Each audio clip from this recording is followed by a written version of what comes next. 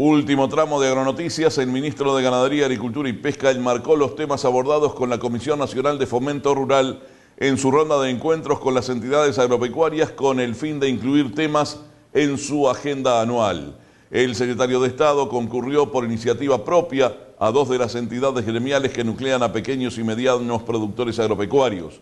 Sobre el mediodía se hizo presente en Comisión Nacional, donde luego de más de 2 horas de intercambio y previo a compartir el almuerzo con la directiva, dialogó con Agronoticias Charrúa. Bueno, fue una agenda larga. Yo en estos días tengo reunión con todas las gremiales, como hago todos los años en esta época del año. Estuvimos repasando la agenda de los temas, de las preocupaciones de los productores y de las instituciones representadas en esta Comisión Nacional de Fomento Rural, que este año va a celebrar sus 100 años de existencia, nucleando a más de 100 entidades de pequeños y medianos agricultores familiares de distintas zonas del país, institución con la cual tenemos una cantidad de proyectos en marcha, desde fortalecimiento institucional, capacitación técnica, no solamente en el área hortifrutícola, sino también en temas vinculados a la producción de semillas, a la producción de leche y a la producción de carne. Repasamos la agenda de los temas de la ley de compras públicas, el proyecto de modificación del artículo 35 de la ley de colonización, reduciendo las 500 hectáreas para la zona de la cuenca lechera, los temas vinculados a los aspectos de cómo vamos a seguir trabajando en materia de promoción de la producción, los temas vinculados a un proyecto de ley que ellos quieren impulsar de fomento de instituciones o agremiaciones de productores, y después, obviamente, como es normal, compartiendo y de alguna manera discutiendo amigablemente, obviamente, de cómo vemos la situación, cómo vemos el futuro, la participación de los representantes de esta institución en los distintos institutos públicos no estatales, en la mayoría de los cuales participa. En definitiva, temas que están vinculados desde la inserción internacional, la intensificación sostenible, la variabilidad climática, el desarrollo rural, cuarto eje estratégico de nuestras políticas, que tiene justamente en esta institución un socio estratégico muy importante. Le traslado una de las preguntas que usted dice que le plantearon en esta reunión. ¿Cómo ve la situación? ¿Cómo ve el futuro? El escenario es muy diferente al que se vivía de aquí para atrás en temas agropecuarios, ¿no? Y depende de cuánto para atrás.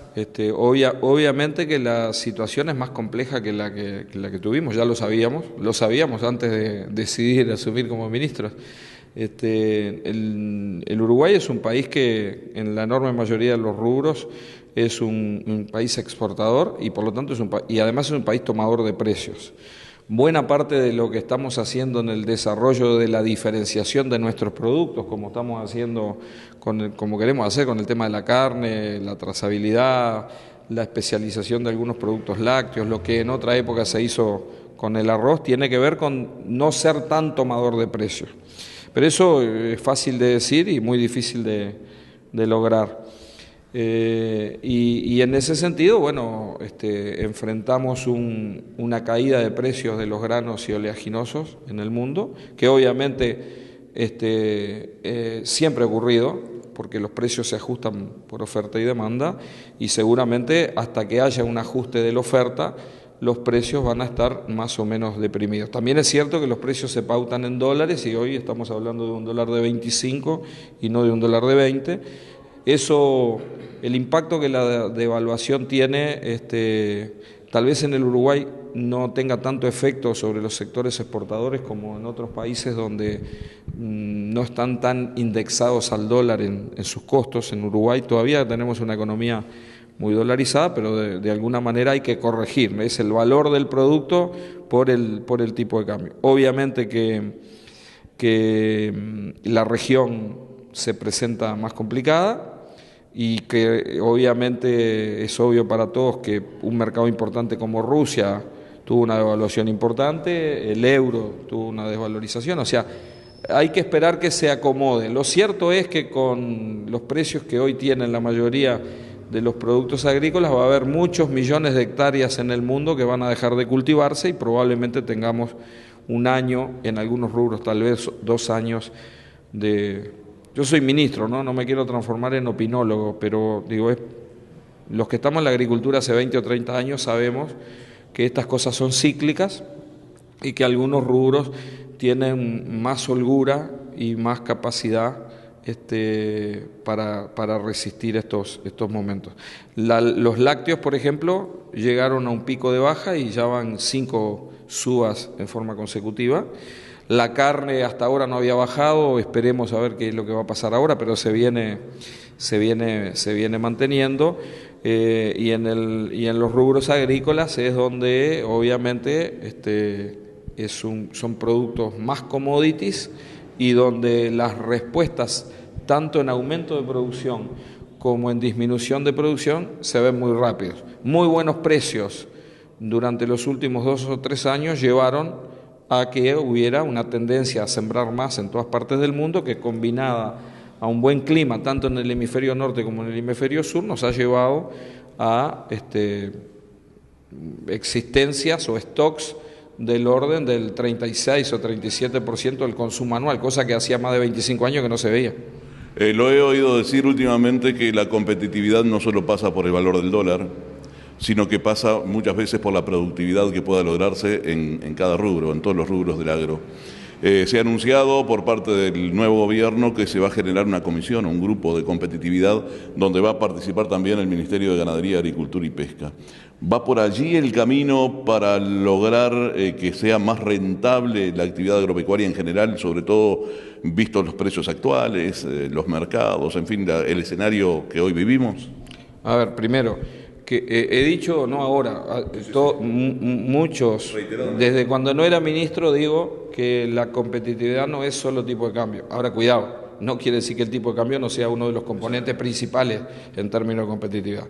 Que no sea el único. Lo que yo digo siempre es que competitividad no es tipo de cambio alto, salarios bajos, impuestos bajos. Digo que además hay otros atributos que hay que desarrollar, que tienen que ver con productividad, con diferenciación, con calidad, con promoción, con inserción en nuevos mercados. Competitividad es cómo el Uruguay se relaciona con sus países compradores. Competitividad es pagar aranceles o no pagar aranceles. O sea, hay una larga agenda de temas vinculados a la competitividad que no son el tipo de cambio, pero el tipo de cambio es muy importante. No quiero que se interprete que para el ministro de Agricultura no es importante el tipo de cambio.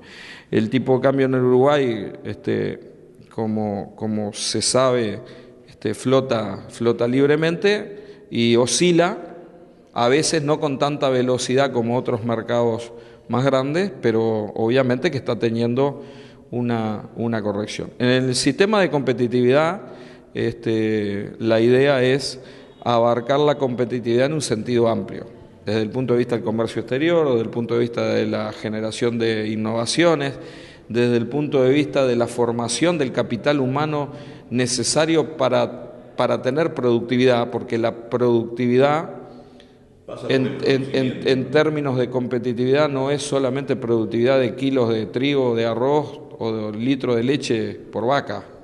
La productividad también es la productividad del trabajo, y la productividad del trabajo tiene que ver con el conocimiento. La competitividad tiene que ver con construir. La competitividad no la podemos pensar en términos solamente de un año o de 5, sino en el largo plazo. Y tiene que ver con algo que el ministro Murro ha repetido muchas veces, que es la construcción de una cultura del trabajo para el desarrollo.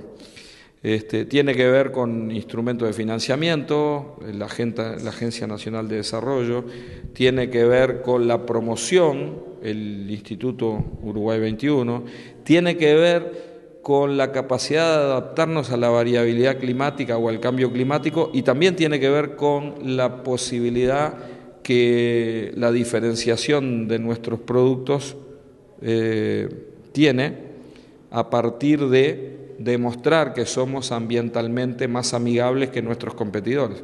La incorporación del Sistema Nacional de Respuesta al Cambio Climático, que es una institución que se creó en el primer gobierno de Tabaré, incorporarla en el Sistema Nacional de Competitividad tiene una visión holística y a mediano y largo plazo, es decir, la adaptación al cambio climático como un elemento que tiene que ver con la competitividad en un país donde el 78% de nuestras exportaciones tienen un origen agropecuario y por lo tanto se produce a la intemperie.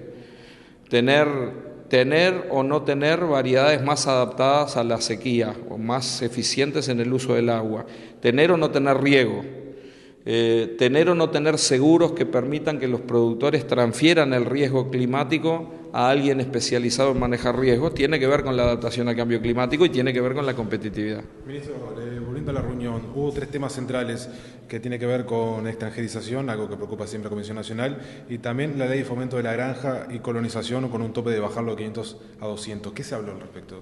Bueno, hablamos de eso, es decir, nosotros ya hemos hablado de que en la cuenca lechera vamos a impulsar un proyecto de ley por el cual el artículo 35 que da la potestad o la prioridad a que colonización pueda ofrecer o comprar aquellas propiedades de más de 500 hectáreas, en el área de la cuenca lechera ese tope se baje a 200 hectáreas.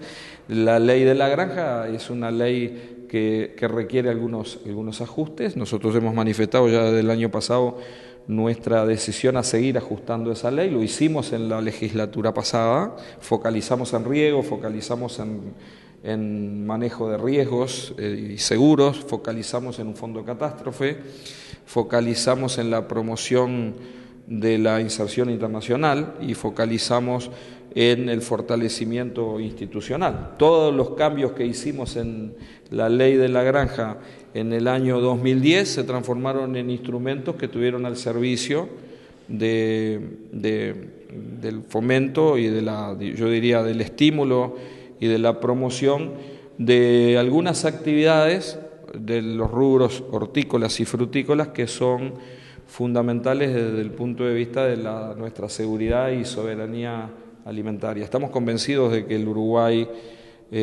tiene una forma inteligente por delante de prevenir aspectos vinculados a la salud de las futuras generaciones. Enfermedades crónicas no transmisibles están directamente relacionadas con nuestros hábitos de consumo y es sabido que en el Uruguay solamente el 20% de la población consume lo que es recomendado por la Organización Mundial de la Salud, de manera de que nosotros pensamos que no es por un tema de poder adquisitivo, estamos en un país donde la renta media es de las más altas de América Latina y sin embargo tenemos un consumo de frutas y hortalizas muy por debajo de los promedios. Nos parece importante vincular la ley de compras públicas con la ley de la granja, pero también vincularla con aspectos de salud y como eso significa un cambio de hábitos, también necesitará el involucramiento en materia educativa. En el final, si no lo dejarán debajo de la mesa aquí en la Comisión Nacional de Fomento Rural. Yo tengo que ir acá, por favor. Uno de los temas que estaba preocupando muchísimo a esta institución es el impuesto a primaria.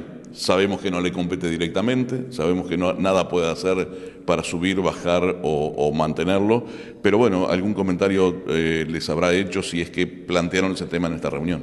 Es un proyecto de ley, es una decisión política anunciada por el hoy presidente electo. Eso fue anunciado, no es ninguna novedad, y hay un proyecto de ley que fue remitido al Parlamento, creo que entró por senadores, que está siendo considerado. Por estos días hay algunas dudas y algunas interpretaciones con respecto a los números y a los topes. Lo que el presidente de la República ha manejado en reiteradas oportunidades es que aquellos padrones menores a 200 hectáreas no pagarían, pero está a consideración del Parlamento. Y bien, amigas y amigos, por el momento es todo. Los esperamos en nuestras próximas emisiones para seguir compartiendo con ustedes nuestra pasión por el campo. Que pasen bien, les esperamos.